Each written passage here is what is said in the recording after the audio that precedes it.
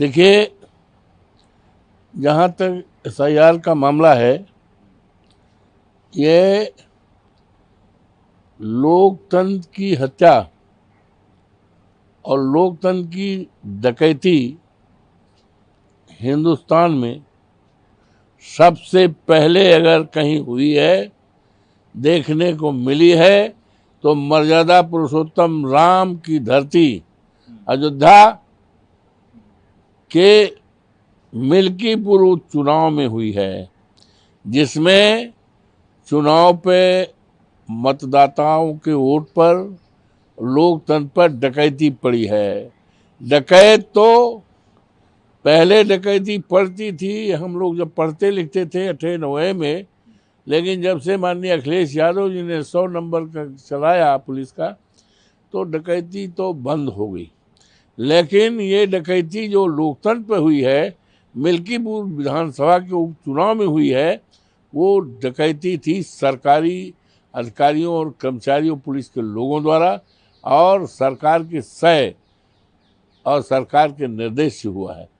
तो जिसकी शिकायत हमारे राष्ट्रीय अध्यक्ष माननीय अखिलेश यादव जी ने, हमने उत्तर प्रदेश चुनाव आयोग को और देश के चुनाव आयोग को दिया, लेकिन चुनाव आयोग ने कहीं नोटिस तक नहीं लिया।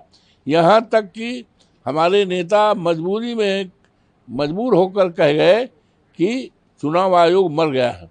तो ये है, तो इसकी शुरुआत यूँ कहें तो हिंदुस्तान के इतिहास में काला दिन लिखा जाएगा, जब अयोध्या मर्यादा पुरुषोत्तम राम की नगरी अयोध्या के मिल्कीपुर उपचुनाव में चुनाव पर लोकतंत्र पर डकैती पड़ी है और वहीं से शुरुआत हुई है और उसकी पुनरावृत्ति अब बिहार के चुनाव में हो रही है।